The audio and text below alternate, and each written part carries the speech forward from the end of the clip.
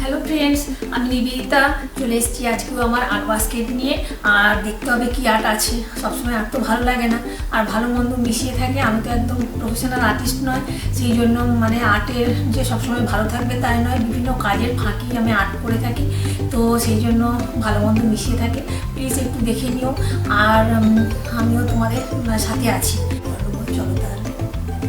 তো চলে এসেছি এই যে এই পেপারটা নিয়েই আর কি, অ্যাক্রিলিকের জন্য প্রপার পেপার, ক্যানভাস এগুলোই দরকার। তো বেশ কিছু ক্যানভাস প্যাডে করেছিলাম, তো এইটাতে আবার করছি। এটা একটু A4-5 সাইজের আর কি। যারা দেখো তাদেরকে বলে দিলাম, আর যারা দেখো না তাদের নতুন যদি কেউ থেকে থাকো তো সেটাই জন্য আমি বলে দিলাম আর কি। তো এই যে পেপারটা নিয়ে নিচ্ছি, বা অ্যাক্রিলিকের জন্য প্রপার ক্যানভাস। তো এবারে কিন্তু স্টার্ট করব আমি পেন্টিংটা। তো আমি পটপট করে একটু কালার নিয়ে নেবো, তারপরে স্টার্টটা করব এখানে। চলো তাহলে দেখা যাক কি। তো পেন্টিং ডেলি নতুনই রাখছি আমি, কিন্তু মানে এই মানে মাঝে মাঝে ঘুরিয়ে ফিরিয়েই হয়তো আর থাকছে জিনিসগুলো, কিন্তু আলাদা পেন্টিং আর কি। তো একই পেন্টিং আমি দেই না, সেই জন্য এখানে বলে দিলাম আর কি। এখানে আমি ডিপ গ্রিন কালারটা নিয়েছি, আবার এখানে আমি হোয়াইট কালারটাও বেশ কিছুটা নেব। ওইটা তো লাগে সবসময় হোয়াইটটা, বেশ কিছুটা করে হোয়াইট কালারটাও নিলাম।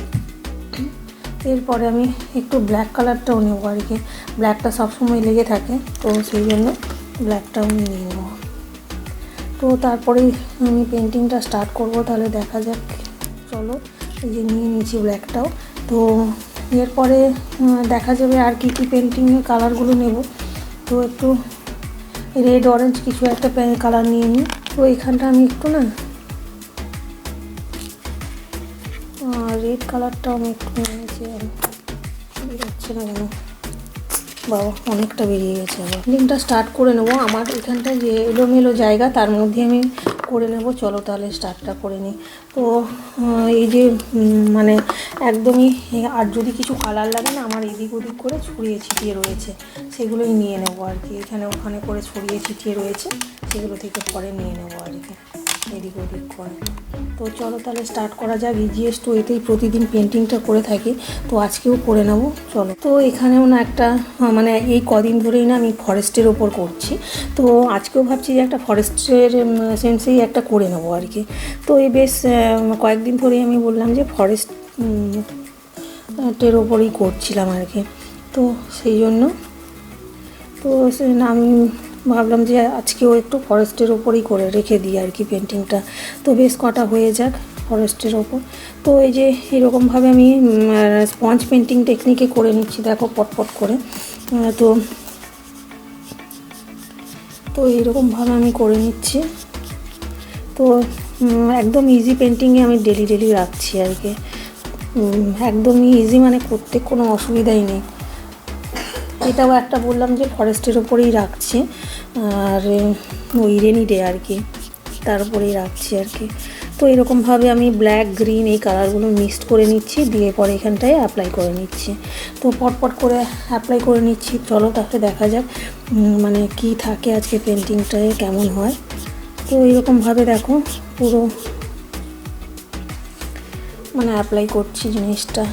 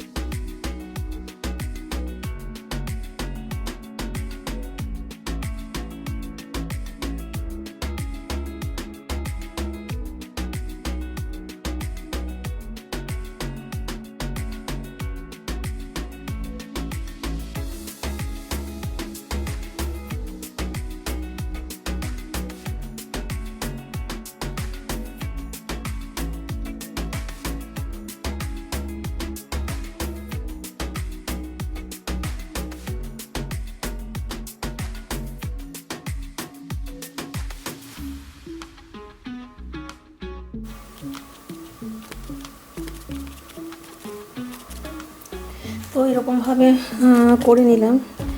আর এখানটা একটু আমি পরে এগুলো ফাইনাল টাচ দেবো, এখন তো হয়নি, তো পরে দেখা যাবে আর কি এগুলো।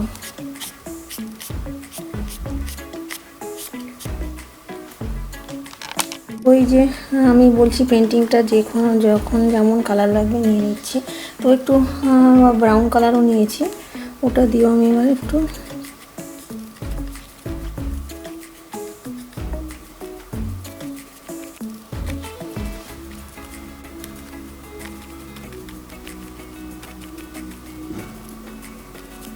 তো এরকমভাবে আমি একটু করে নিচ্ছি এখানটা। তো এটা হোয়াইট এখানটায় এইভাবে আরও অ্যাপ্লাই করছি কালারটা।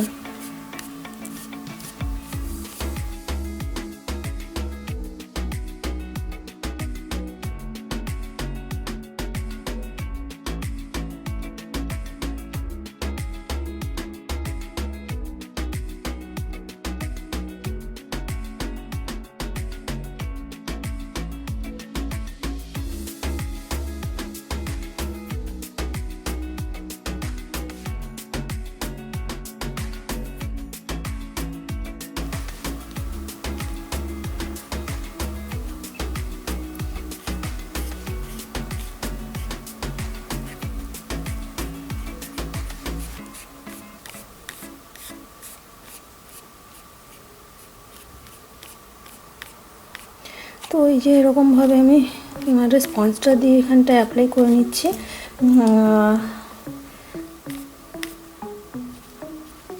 হোয়াইট কালার দিয়ে এখানটা, এই যে একটু ব্লু দিয়ে। তো এবারে দেখা যাক নেক্সট কী করবো। তো একটা যে রেন ফরেস্ট করে নিচ্ছিলাম বলছি যেটা, সেটাই আর কি। তো আমি আইডল স্ক্রাবারও নিয়ে নিয়েছি এখানে, দেখো এগুলো দিয়েও না একটু ফরেস্টের যে এইগুলোতে এফেক্ট, এগুলোতে আমি করব। একটু আগের দিনে একটু করেছিলাম, তো এরকমভাবে। তো এইগুলোতে আমি আয়রন স্ক্রাবারটাও ঘষে দিচ্ছি এখানটায়।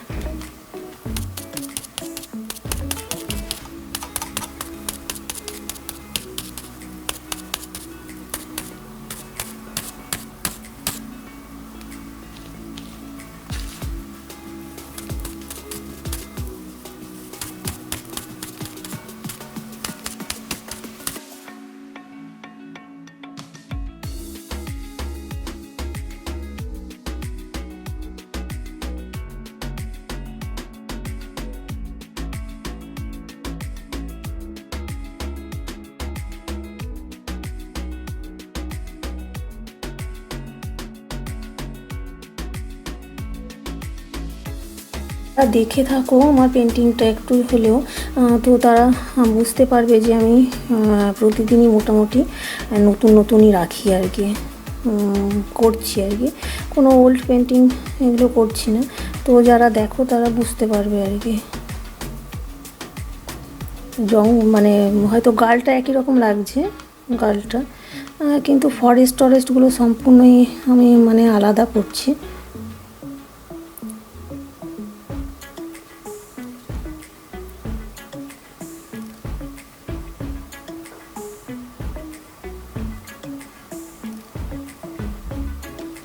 তো আর গালটারও ড্রেসগুলো না আলাদা করে থাকি আমি, চেষ্টা করি আর কি আলাদা রাখার।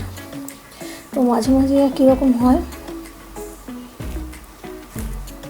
এটা যেমন আমি রেডই দেবো, ফরেস্টের মধ্যে একটু রেড টেন দিয়ে যদি ভালো ফুটবে এখানে গ্রিনের মধ্যে, ওই জন্য আমি রেড কালার দিচ্ছি আর কি।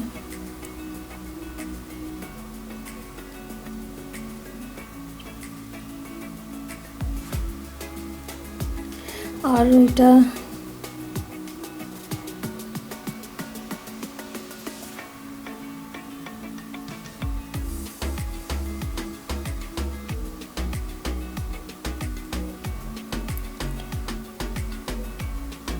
বেশ রেন হচ্ছে, তো একটা হুডি টাইপের পড়েছে, এরকমই আমি করছি কিন্তু এটা।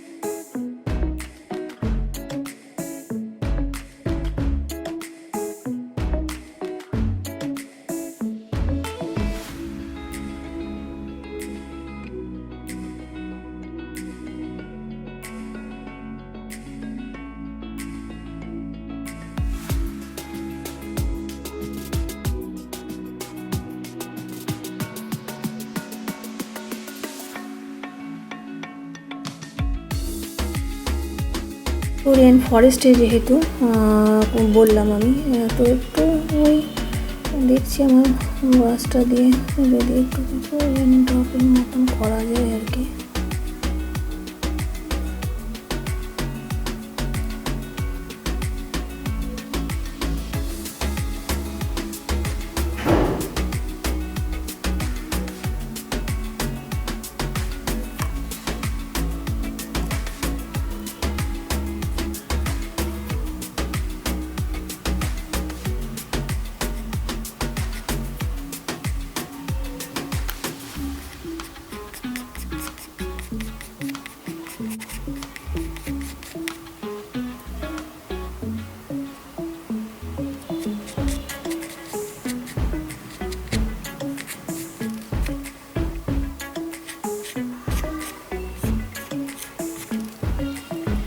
তো আমি সেই রকমভাবে একটু রেনিডেতে ওই রেন ড্রপ টাইপের একটু ওয়াটার এগুলো একটু করে নিচ্ছি আর কি। তো মোটামুটি হয়ে গেছে পিকচারটা।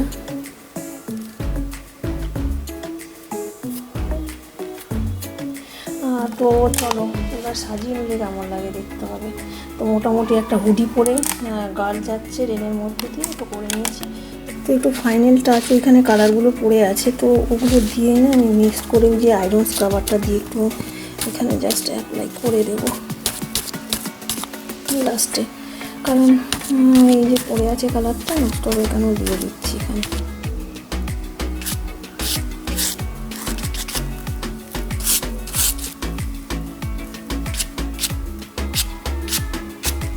তো এরকমভাবে আমি এই যে করে নিলাম ফরেস্টটা। এবারে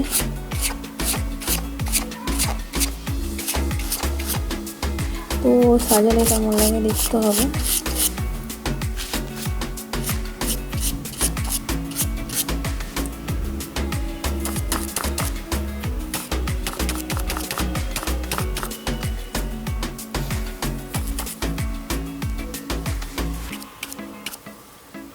চলো তাহলে দেখা যাক কেমন লাগে সাজানো। যে একটা ফরেস্টের কয়েকদিন ধরে ফরেস্ট করছি, ফরেস্টের একটা সিনারি করে নিলাম। তো গার্লটা রেন ফরেস্ট আর কি।